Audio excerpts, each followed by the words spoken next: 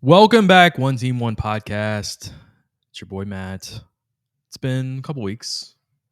Took a week off, but fear not, it's game week. Lots to talk about. Obviously, huge game on Sunday coming up. I'm recording this on Wednesday, so we actually have football tomorrow. So we'll talk about that. Big game with Florida and Utah. But tonight we're going to go over, I think, some of the talking points for LSU Florida State. I've been talking, I will say this, I've been talking shit all day to Florida State fans. All day. I've been at work. I've still been talking shit. They've infiltrated my Facebook pages and all that stuff and Twitter. Crazy talk. It's craziness, crazy talk. But we'll jump into it a little bit. I released my score predictions for every game for 2023. I did this last year. It actually wasn't terrible last year. I mean, some of the games that we won and lost were off, but for the most part, the record was about the same. And we'll talk about that and kind of go over what games I could see us slipping. We'll do a Florida State score prediction. Also, we'll do keys and key players that I'm thinking about for the game. Some are obvious, some are not so obvious. I'll talk about that and kind of go through my crazy brain and how that works as far as how I process that. But we'll talk about that. And just crazy trash talk that's going on right now. It's nuts. The world's crazy. I don't know what's going on. Florida is already crazy enough, and then Florida State fans is just cuckoo birds. Cuckoo birds, man. I don't know what to tell you. All right. Talk about our sponsors, Bank of England Mortgage, Patrick Michelson at Bank of England Mortgage. Give him a call directly, 225-939-9878. You can go on their website, boesouthernstates.com, refis, mortgage applications, all that stuff is listed there. And once you fill that in and submit it, Patrick can talk to you through different options. There's so many different products that are out there right now, especially with rates being a little higher. They have ways of working around stuff. They're miracle workers. So give Patrick a call. We appreciate him for sure. Also, Lucas Ragusa over at River Cities Total Maintenance. It's still hot. It's not quite as hot today, but it's still, I think I just saw the weather report. It was 98 still. It's 5:45 p.m. 98 degrees still. It doesn't feel quite as bad as it did a week ago, but nevertheless, you need to get your AC checked, heaters checked, get it all ready for the fall. They can help you with that over at River Cities Total Maintenance, NOLA-AC.com. You can call them at 504-841-3300. They also do refrigeration, electrical, all those items that you probably don't know how to fix yourself. They can do it. Give Lucas a call, great friend of the show. Also, Bocock Brothers Cigars. I might smoke one tomorrow. I'll watch that Florida-Utah game outside. The weather's a little bit nicer. I'm going to go outside on the patio, smoke a cigar, watch the game. Be a great time. Go check them out at bocockbrothers.com. You can see the selections that they have. They have a couple of things that they're working on as well. So be on the lookout in the future for Bocock Brothers, #BeCocky. You can find them at a couple of locations here in Baton Rouge as well. So reach out to them on Facebook and Instagram too if you have any questions about their product, or if you're a layman to cigars and things like that, they can kind of walk you through what the best one for you would be. Check them out. All right, so let's get into it. Florida State week, obviously, it's ramping up. I think everybody's kind of jacked up right now. So I actually tweeted it earlier today, my score prediction, and I'm telling you, every minute that goes by, and the more bullshit that I see from Florida State fans, the more my score kind of like gets a little higher, a little feistier. You know what I mean? So yeah, it's definitely here. But what we'll do right now is we'll kind of go over. It'll have my score prediction on there. We can talk about that after, but also like the season and kind of like what I think could happen.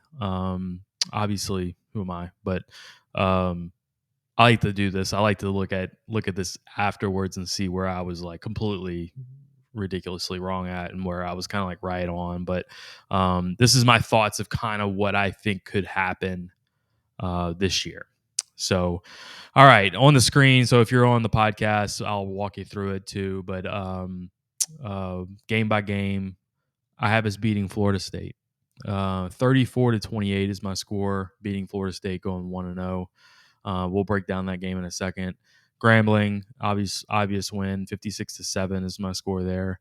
At Mississippi State, a lot of people, I don't know what's going on with Mississippi State. What the hell is Mississippi State? I think I was talking to Brian Holland about this the other day. Who is Mississippi State?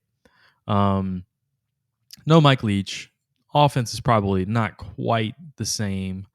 Maybe a little bit refined from Mike Leach offense, which might actually not be a bad thing. But Will Rogers returning, what does that even mean? I know we kind of played them tight for a couple of years. I just don't think that they're that good. I just really don't. And I will say this. I think our offense is going to be fucking really good. My problems that I see with a lot of these teams and where I can find losses is I don't see a lot of teams that can score with us. I think our offense is going to be humming, and I feel like we're going to be on fire from the outset. I feel like we've hit a stride. There's a lot of continuity. Our offensive line is fantastic. I think we may have one of the best offensive lines in the country this year. Jaden Daniels, I think, is going to play lights out. And I think our wide receiver core is that good, and our tight ends are going to be a huge, huge asset of our offense. So, Mississippi State, I have us beating them 34-17. I don't really care if it's at Starkville. I look at history of like us going to Starkville. This is not a tough place to play. It's just really not. I don't care about the cowbells or any of that. It's just not a tough place to play. 11 a.m. in Starkville, I'm for it. I don't really care. I feel like we win that going away. Arkansas coming here, similar. I feel like we can score. We can score a lot. I don't think Arkansas can score with us, and I have it 38-20. And you see, I'm giving them 20 points. It's not like we're shutting them out or anything. It's 38-20. It's, I don't feel like our defense is like going to be world beaters by any means, but it's a little bit of that 2019 feel where we can outscore teams this year, and we can give up a little bit because nobody's going to keep up with us as much. Not quite at the level of 2019, obviously, but I feel like we're going to be that good on offense. Ole Miss, this is the only loss that I'm predicting, is at Ole Miss. And I posted this, and everybody, the first thing everybody says is, why Ole Miss? And not like they don't say why not Alabama or why not Texas A&M or why not Florida State. They don't say those things. They always say, why Ole Miss? Like, what do you see in Ole Miss? I don't see shit in Ole Miss, really. I'll say this. I'm thinking that we're going to slip up somewhere. I don't exactly know where that's going to be, but I will say I feel like we're going to be super focused for Florida State. I think we're going to be super focused at Alabama, and I think we'll be super focused against Texas A&M, like hyper focused. We want to win those games. Also, I think Florida State's probably the toughest of any of those, and Alabama's going to be tough. We all know that, but I think Florida State's got a good offense, and I think they can keep up with us. And I think that's going to be a tighter game. But I don't see that out of Alabama as much. I don't see that out of Texas A&M as much. And I think that if we slip up somewhere, it could be a sleepy road game against a team that's got a really good offense, and that's Ole Miss to me. I have us losing 44-41 at Ole Miss, and it's Lane Kiffin, bro. Lane Kiffin, they're returning Jackson Dart. I know he's not a world beater or anything like that, but they were undefeated going into our game last year. Like that was a good team. That was a top I don't even remember what they're ranked. I know they were top 10. I don't even remember what they were ranked, but that was a really good team. And I feel like when we punched them in the face, that's when their season kind of unraveled a little bit. So I think a lot of people are sleeping on Ole Miss. So I'm not saying that they're going to win the SEC. I'm not saying any of that crap. They could go 4-4 in the SEC, in my opinion, but I think this is a spot that where we could slip. So that was the game that I have us losing. A lot of people, I don't know why it's a sexy pick, but Missouri. A lot of people think Missouri we're going to have a hard time in Columbia, and I just don't see it. And it's more because I just don't see Missouri being able to score with us. Like I still think that we're going to be able to score a lot, and I don't see us giving up a whole bunch of points to Missouri. I know the Georgia game last year was something at Missouri, but I just don't see it, man. I could be wrong, but I just don't see it. Auburn, I think Auburn's got a little ways to go here, and it's at LSU. I feel like that could be, we've come off of a loss, we're like back at it, and we're gonna punch Auburn in the mouth, and Auburn's just a couple of years away. I think they're building with recruiting like crazy right now. So a couple of years from now, Auburn's gonna be really good again, and they probably won't. I don't think they're gonna be on our schedule. So anyway, Army 42-0 against Army. Army's changing their offense up this year. I don't know if anybody's aware, but going away from the triple option, there'll be more of a shotgun. I don't know if they're. I think they're going to be run based a little bit still out of the shotgun, maybe some read option stuff. But I think it's a change for Army. I think they're going to have to get used to that, and I don't think they can score on us. I think we're too fast for a team like Army. And you saw it with Notre Dame and Navy actually. So I mean, it's just different level of athletic ability. I don't feel like it's a sleepy game or anything like that. I feel like we can punch them in the mouth and get that game over with. Get the week off at Alabama. I have us beating Alabama 31-27, similar to what I've talked about, where I feel like we can score a lot of points. Who the hell is Alabama's quarterback? You got people picking them to win the national championship this year. Who's their quarterback? I don't get it. You got Tommy Rees coming in from Notre Dame as your offensive coordinator. You got a brand new defensive coordinator. I understand Nick Saban's there, but give me a break. What are we doing? Like, I from everybody, what I've heard is that, first of all, Alabama fans hated Bill O'Brien. They're happy that Bill O'Brien's gone, and they're happy that Tommy Rees is there, which is lunacy. They're gonna, in my opinion, they're gonna regret having Bill O'Brien go, and they're probably going to miss that in the long run. But I feel like what they're going to try to do is get back to that rushing attack, kind of like pound it Alabama football. And I don't think they have the skill position guys to do that yet. And I honestly, I don't think their offensive line is that level right now either. They haven't been recruiting there, in my opinion, where like they used to when they were running that style. It's just not the same. Georgia is, but I don't think Alabama is. My 2 cents. And again, I don't know who their quarterback is. I just can't tell you that they're just going to outscore us when I don't even know what kind of offense and who their quarterback is yet. And I don't think any of them are world beaters. So I think they may drop a couple of games this year. If it's one, maybe two. I know that they have Texas coming in. Texas is not going to be a slouch.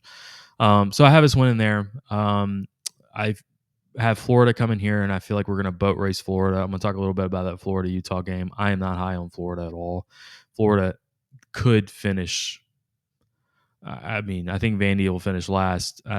Maybe Missouri, Florida after that.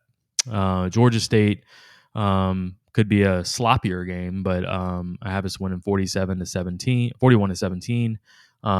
Could even be closer than that. I could see one of those kind of, it's the second to last week of the season where you always have one of these games where it's just like get out of there, injury free kind of thing. I could see that happening. Georgia State's not a bad team by any means. Kind of like UAB last year. Texas A&M, I have them coming to us, losing 30-23. So we win 30-23. I feel like we will be. First of all, we'll have one loss going into the A&M game, and them coming to us. Momentum we may win by more than 7. I think A&M is going to be much improved from last year.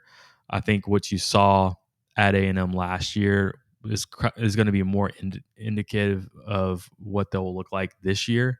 Obviously, you have what's his name coming in as the OC, changing things up a little bit. And how is that going to work with Jimbo? He's stubborn, bro. I don't know what to tell you, but he's stubborn. He's not going to want to take his hands off of it. I have us beating Texas A&M, so that takes us at 11-1 going into the SEC championship game. I think I've already mentioned this before. I actually kind of like Tennessee this year, and it's not that I don't like Georgia, but I feel like both teams could be on a collision course for each other, and I really like Joe Milton. I don't know what it is. Maybe I'm crazy, but I like Joe Milton. I have Tennessee going to the SEC championship game, us playing Tennessee, and where that goes from there, I really don't know. I don't think I'm going to predict us to go to the playoff. I just didn't think that this was going to set up this well this year, and then this is typical late August Matt too. That's just like, yeah, we're going to go 12-0. It reminds me of 2020 all over again. 2020, there was a 10-game schedule. I predicted us to go 10-0, and we got boat raced by Mississippi State first game of the season. Terrible season, terrible game. And this kind of reminds me of me latching onto that team saying, no. Our offense is just right there. I mean, we're just going to blow teams away. Anyway, I digress. I again feel like we can outscore a lot of teams. I feel like we can slip up maybe to Ole Miss just because they might be able to outscore us. Could be one of those, who knows, early morning day games in Oxford kind of situation, and Lane Kiffin just draws up a good game plan against our defense. I will say this: our defense. I'll move off of this. Our defense. My question is, which I think everybody's question right now, is cornerback, defensive back. Are we going to be able to guard guys on the outside, get stops when we need to get stops on third down? Are we going to get enough pressure on the quarterback on third down to help out our DBs who could be a little bit overmatched? Zy Alexander, Deuce Chestnut is what we're hearing as far as the two corners. And I don't feel like people are so confident in those guys or anything like that. I don't think they're bad, but we're going to tell real quick against Florida State. Florida State's got dudes, man. They got dudes on the outside. We saw them last year. And they weren't like ripping us to shreds last year, but we saw that they could move the ball against us. And no Mason Smith. Obviously, that news came out. News today was no John Emery, but I'll say this: like, I've been screaming from my phone all day, texting people. Is we didn't have him last year. We didn't have Mason Smith or John Emery last year. Mason Smith went out in the first defensive series. He wasn't there the whole game. I don't care what anybody says. He wasn't there. And John Emery was suspended for that game. So not much has changed from last year to this year. The big difference that is there's two differences, and this is, I think, what I got Florida State fans pissed off about was there's no Brian Polian, no special teams coach. That was a dumpster fire for us last year. That'll be a major change. And the next change is Harold Perkins being on the field. Best linebacker in the country is going to be playing, and he wasn't last year. He had a special teams tackle, and that was it. He had a penalty too, a 15-yarder. But I think those are the huge differences. I mean, Harold Perkins, I lit up the other day in the press conference when they were talking about Harold Perkins and how he's not going to just be a stationary linebacker. We're going to move him all over the place. We're going to set him up, for a position for success. And I love it. I need him all over the place. You got a guy like Omar Spates in the middle who's a short tackler, who's experienced. That's a guy that I trust to be in that middle where you can move Harold Perkins around wherever you need him. And we've seen him run around the field. I mean, the guy's ridiculous. So I don't think Florida State's ready for that. And, I've chatted a lot with Florida State fans today, and they talk a lot about how much better they are. They just kept saying, I'm sorry, from last year, how much better we are from last year. And, we got all of these guys returning, and our offense is going to be so good. And I don't even know who your cornerbacks are going to be. They know about the whole cornerback situation. That's all they know. They don't put any stock into our offense. They feel like their defense is better than our offense. And you see some crazy. I mean, they're saying 2 scores. They're going to beat us by 2 scores. And of course, what I'm saying is, look, I'm looking at last year's game, and that was our first game under Brian Kelly after what he had to overhaul for that roster. And I don't expect Florida State fans to think about this or give it any kind of credence because they're homers. But we had to overhaul the entire roster, and you had a bunch of new guys playing. A lot of pressure on a guy like Keishon Butte, a lot of pressure on Malik Neighbors last year. And they were very tentative at the beginning of that game, and we made a lot of mistakes. A lot of self-induced, the muff punts, and I've been going back and forth about the muff punts all day long because Florida State fans like to bring up how they fumbled at the 1, which they did, but they would have never gotten to the 1 unless we didn't muff the last punt. One of the reasons why I feel like Malik Neighbors may have his best game of his career against Florida State Sunday. I feel like and hopefully there's not too much pressure on him, that he can relax and he can be himself because he's one of the best wide receivers in the country. But I feel like they're primed to rip their heart out. And that's what I'm looking forward to. I'm looking forward to a couple of those little moments. Jaden Daniels kept us in that game, almost won us the game last year just by himself. He was the only guy we had, and was just scrambling ability, basically. And I feel like Jaden Daniels is going to be a much more complete quarterback this year. Obviously, we know him for his scrambling ability. I feel like he has a really good deep ball, but he was very tentative last year, and I don't think that's a secret or anything. But holding onto the ball too long, a lot of people would complain about that. He wasn't forcing the ball anywhere. His interceptions were really low. I see him opening that up a little bit, but the main difference that I'm going to see this year is your short passing game. Your tight ends are going to be all over the field. I don't see him holding on to the ball very long at all. I feel like he's going to have one read and he's going to have a check down and he's going to go. And then they're going to hurry up and they're going to get on the ball and they're going to do the same thing. One of the things that I would really like to see, and I'll kind of jump into some of the keys that I'm looking at for this game. And this kind of takes me back to last Saturday. I watched the Notre Dame Navy game, and I knew the new rule about clock running after the first down, but I didn't see it yet, and I didn't see how it was going to impact the game until Saturday. And Notre Dame, I mean, I was just like thinking all the unders are going to hit this year because these games are not going to last very long if there's a running team that's able to get first downs. Notre Dame was able to get first downs, and they just ate up the clock to where Navy just didn't have enough. They're never going to have enough possessions to even think about competing in that game. They couldn't do anything anyway. But maybe start thinking about this game with LSU and being able to get first downs. Get to a manageable positions in second and third down.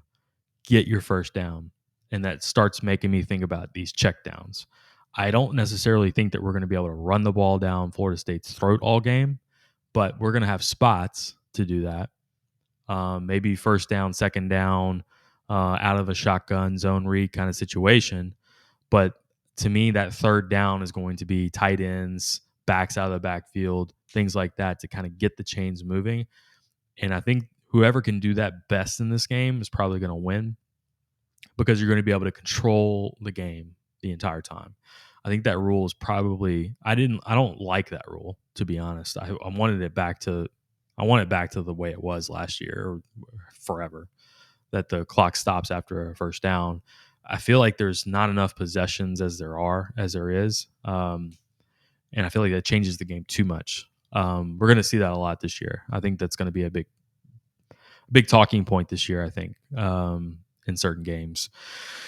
All right, so part of that key is obviously you're getting first downs, but I do feel like we're going to have to limit Florida State's pass rush and get a little movement up front in the running game. So, one of my key players, obviously, we know about Will Campbell. He was the number 7. He's going to have a little patch or whatever. Will Campbell is going to be an All-American left tackle. Because of that, I don't think Florida State is going to put Jared Verse, their best pass rusher, up against Will Campbell. I hope they do. I would love to see it. I would love to see the matchup. NFL scouts would be drooling over that, seeing Jared Verse against Will Campbell. I think they're going to move Jared Verse to the other side. They may move him around a lot, but I think majority is going to be on the other side. So one of my key players is actually going to be Emory Jones on the right side. How can he do against a guy like that? Can he get some stops on him? Can he get movement up front? I feel like our offensive line could be one of the best in the country. I need them to show it in this game against this defensive line.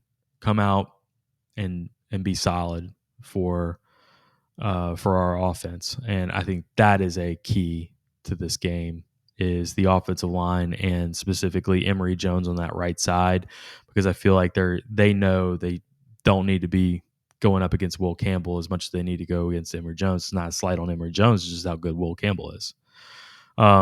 So that's a key point for me. So I started thinking about Emory Jones more, and then and mostly about third downs, getting first downs. That's kind of in my head. Then I just keep getting back to Jaden Daniels. And I didn't want to say the chalk pick of my key player of the game is Jaden Daniels. No shit. But at the end of the day, he's going to scramble and get you the first down probably anyway. This guy's magical scrambling out of the pocket. Getting pressure. He seems to slip out of stuff. I think that is going to be the majority of his rushing yards is going to be scrambling out of the pocket when he's trying to throw. Last year he had to do it probably too much. This year I think we're going to have a better offensive line where you don't have to do that. There's so much more continuity this year. Hell, Will Campbell is his first game he's ever played at LSU last year. It's against Florida State in the Superdome, for crying out loud. So I do think Jaden Daniels is obviously a key player. But it's that reason is the scrambling out of the pocket, getting your first downs, keeping the chains moving, keep control of the ball. Obviously, he's going to need to make some plays throwing the ball. I want to see our wide receivers get utilized. We keep talking about that. We keep hearing about wide receiver depth and talent level. It's time to utilize that talent. So that's what I'm looking for. I'm looking for him to take some shots, some crisp route running, maybe some good design plays where you have tight ends crossing and you have wide receivers crossing, and it's a real pass play. Stuff you didn't see it in Les Miles era, but I feel like we have the guys to be able to do that, and I think we have the quarterback that can get the guys the ball. He can throw the ball. It's still, I saw people today even talking about Nussmeier still. I'm like, drop it, bro. Like it's Jaden Daniels. Like, get on board. Like, he's a Heisman candidate.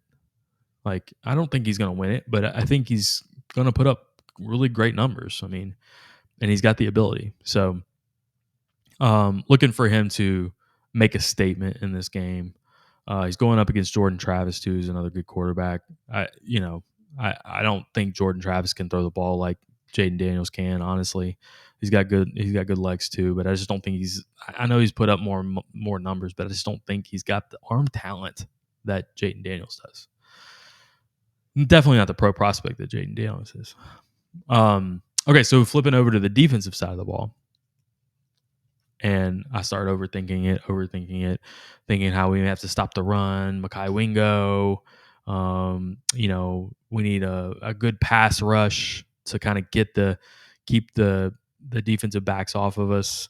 In my opinion, one of the key players of this defense for this game is going to be Zy Alexander, and how he can.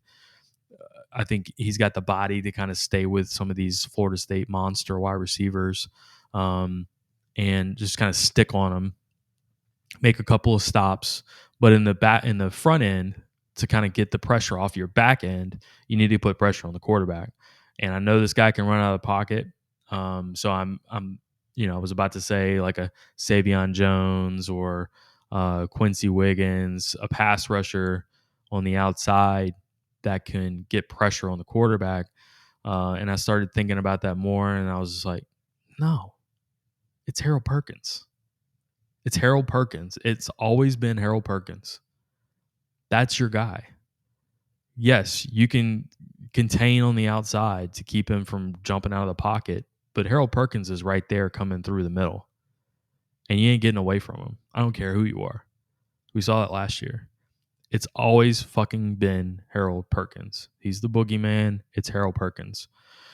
It's you start overthinking things, and it's just like, okay, so my key players of the game are Jaden Daniels and Harold Perkins, basically. I'd love to tell you it's other guys. If you want to look at some guys off the radar, like I said, Emory Jones and Zy Alexander could be two guys. I will say this: a guy, when I heard that he had kind of switched over to cornerback a little bit, I was actually excited. Was Sage Ryan, a guy that he's got all the talent, super fast. I wanted to see how he was going to look at corner. I like him at nickel. I like that versatility. And another guy that's in the defensive backfield that I think is, well, two guys really, Major Burns, but also Greg Brooks, man, in the backfield. I feel like they can settle some things down, and I think you're going to need that in times in this game. Like I said, I have it 34-28 LSU. I do feel like it could be 41-28, could be 37-31. It could be, I see Florida State being able to score on us. But I also see us kind of staying ahead. I think of it as the, to hate using these analogies, but 2019 Texas, 2019 Alabama game, we're always a score ahead. I could see it being something like that, where they can't keep up possession wise with us. Every time we get the ball, we go down and we get a score or a scoring opportunity. I see that happening this year with this team. I don't see anybody really being able to stop us at that level. So again, I have us going 11-1 if you missed it earlier, which I don't know how you would have. It's not a live show for any reason. I was going 11-1, losing to Ole Miss, sleepy little Ole Miss game. Their offense kind of is a team that could give us some fits if we're not playing well on defense that day, that kind of scenario. But yeah, I'm looking at this. I don't see us scoring less than 30 points. That's the Texas A&M. I don't see us scoring less than 30 points this year. That might be crazy thinking on my part, which wouldn't be the first time. So there you have it. My keys, my key players of the game, Jaden Daniels and Harold Perkins, big shocker. But Emory Jones, Zy Alexander, a couple of guys that really need to come up big on both sides of the ball. And 34-28 LSU. Post your score predictions at our Facebook, Instagram, and and Twitter accounts, X account. I guess I need to change that graphic on the screen. It needs to be an X, not a Twitter birdie. But yeah, share it with me. I'd love to hear everybody's scores, or in the YouTube chat, post your scores. I'd love to hear them. Or if any key players that you guys could think of. Loving talking about this right now. This is getting me so fired up, man. Like, I'm loving talking about, why I think I texted that to somebody today. They were like, yeah, I think our running game's got to be on point. And I said, it does. Obviously that's a key, but I also feel like it comes from either Jaden Daniels scrambling, or it can come from short passing game, pseudo run game kind of situation. So it doesn't all just rely on, does Josh Williams get 60 yards rushing. I just don't feel like that's kind of where this team is built. Although we have, and I started thinking about this today, Josh Williams obviously is our leading rusher from last year back. I think he's just a really good back. I don't think he's going to play in the pros, but he's a good back. Logan Diggs coming in from Notre Dame, one of Notre Dame's top running backs last year. Noah Cain was one of the top running backs at Penn State when he left. These are guys that have talent. They're very talented. You got Caleb Jackson from my alma mater at Liberty. I was at the Dumb Lee back then, but Caleb Jackson's got all the talent in the world. I've seen that guy play like in high school. He's just freak show type of athlete. As your young back that's got a burst. So you got depth and you got talent at the running back position, but it's not just going to be the way that LSU utilizes those guys. I think they're going to utilize the tight end in the passing game. They're going to utilize the backs out of the backfield. You saw the screen pass with Caleb Jackson. I think they're going to do a lot of that. They're going to do a lot of dump offs, things like that with those running backs this year to help that running game. I could see us coming out early, utilizing a short passing game to drive down the field, open up the run game. It'll open up the running game. Use the pass to open up the run. I think you got to do that when you got the kind of talent level Florida State has at the defensive line. I think that'll shock them a little bit. So that's what I would expect. And like I said, let me know what you guys think. Send them in the chats. I'd love to hear it. All right. Show tonight brought to you by Bank of England Mortgage. Patrick Michelson over at Bank of England. BOESouthernstates.com. You can put your applications in online, and then Patrick will talk you through all the products, all the rates, anything that you need. Patrick can help you with that on the home side. 225-939-9878. Lucas Ragusa over at River Cities Total Maintenance. 504-841-3300. That's the North Shore and New Orleans area, NOLA-AC.com. And then Bocock Brothers Cigars, BocockBrothers.com, #BCOC. You see Dylan Cruz smoking the, I think that's the Maduro, or no, Habano Bocock. That's the purple and gold wrapper. They had their guys up there in Omaha, and they gave them out to the team. So that was what they were smoking. So we're proud to have them as a sponsor of our show. And yeah, gonna smoke one tomorrow for the Florida-Utah game. And before we go, we'll talk about that. Florida-Utah tomorrow night. I am not high on Florida at all. Utah just announced that Cam Rising will not be playing. I still have Utah winning that game. I am not betting on it. I don't feel that comfortable with it. It's an SEC team going up against the Pac-12 team. I don't like that ever. But I do think that Utah is probably better, and that environment is a little too much for Florida. Guys, I have Billy Napier getting fired this year. I just don't think they have it. I don't think they have the talent level to sustain success, and I don't feel like you can go to Florida and go 3-5 in the SEC and keep your job after the year they had last year too. So that would be shocking in my opinion if Florida goes to Utah and wins that game. Here's a couple of games I am looking at, betting purposes. I think Colorado is going to be trash, absolute trash. I don't think they're going to be good at all. They're going to TCU first game. A lot of hype around Dion. I don't feel like it's there. I don't think they can stay with a TCU. I don't care if Max Duggan's there or not, but they still have depth. TCU is probably going to be got a little hair on their ass right now too after um, the Georgia debacle. But I see TCU boat racing Colorado. It's a 20 and a half point spread if that tells you anything. And I see it being more than that. So I'm taking TCU in the points. All right, Tennessee playing Virginia. I'm high on Tennessee, guys. I just really am. Virginia's kind of coming back with their program a little bit. I think this is a really bad spot for Virginia. Tennessee, to me, is going to score a lot this year, and I could see them being up. It's 28-point spread, which also tells you things. Whenever you see a spread like that, to me, in my opinion, tells you a lot. But could see Tennessee up by 28 at halftime, like 35-7, 28 to nothing, 31-7, 31 to 3, something like that.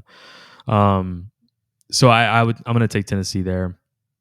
I get made fun of a lot because I like to take favorites, but I did see one that would catch your fancy. There's actually a couple of them. I bet against UMass last week. I used to always bet against UMass, UConn, and Rutgers. Those are my trifectas. And UMass let me down. They've gotten better, and I don't like it. This is a change to college football that I don't like anymore. Is UMass and UConn being better? Like, I don't like it. So UMass won outright, 41-30 against New Mexico State, who's also terrible. But scored some points, and they controlled that entire game, and they looked a lot better. I've seen a lot of UMass games, unfortunately, and I can tell you that they looked a lot better than they used to. Auburn's a 35-point favorite against UMass, and Auburn could be in a little bit of should I say rebuild? Just there's change. It's a lot of change. I could see UMass scoring some points against Auburn to make that 28-point game, something like that. So I'm taking UMass plus 35. And another game that you would probably like is Texas A&M 38-point favorites over New Mexico. Like I know it's New Mexico, but I just don't trust Texas A&M still. And this goes back to like the Appalachian State game. I just don't trust A&M to be able to score that many points, and shut the team down like that. Like, I think their defense is really good. I just don't feel like their offense is that good. So I'm taking New Mexico minus 38. I think is way too many points. Way too many points. I don't know what's going on there. Another game I like is my favorite pick is Penn State minus 20.5 against West Virginia. I think Penn State's going to be really good this year. Opening game, prime time at Penn State. I feel like Penn State's going to try to put a message on West Virginia. It's a little bit of a rivalry game too, so they could put it on them pretty good. So I would look out for that game as well. So those are my picks. That's Penn State minus 20.5. We got New Mexico against Texas A&M. So New Mexico plus 38. So many points. Then we have UMass. I'm betting on UMass, not against UMass. This is the first in podcast history. UMass plus 35 against Auburn. And then we said TCU minus 20.5 against Colorado. I think Colorado's trash. And then Tennessee minus 28 over Virginia. I think Tennessee's going to be that good. A game to watch, game to look out for. Everybody's all over Michigan. They're minus 36 against East Carolina. I could see East Carolina punching them a little bit. So just watch out for that. I don't think Michigan's going to be quite as good as everybody thinks they're going to be. I think Ohio State's going to be very good this year. They're minus 30 against Indiana. It's a game to look out for. I still think that's way too many points, but um, just take a look at it. Interested to see Wisconsin this year with Phil Longo and Luke Fickell as head coach. They're minus 28 against Buffalo. Buffalo's always decent. I want to see how that offense looks before I start betting them, though. But yeah, interesting matchups week one. Obviously, great matchups with the Florida Utah game. Be watching that one. There's also a Big Ten game on Fox. It's Nebraska at Minnesota. So those are some games to look out for. I like Minnesota there too. So it's -7 Minnesota. Anyway, those are some picks. Not quite as big of a sports better like I used to be, but like to look at those spreads and kind of like see some trends. And I like to see early in the year spreads and kind of how it correlates with what Vegas insiders are kind of thinking the season's going to go. So anyway, take it what's worth. Don't sue me if they lose or win, or tell me if they win. I don't care. Anyway, that'll be it for tonight. Again, I have LSU 34-28 over Florida State. Really good game, but I have LSU being way too strong. And let us know what your score is going to be. And with that, we will talk to you guys next week. It has been One Team, One Podcast. Logging out.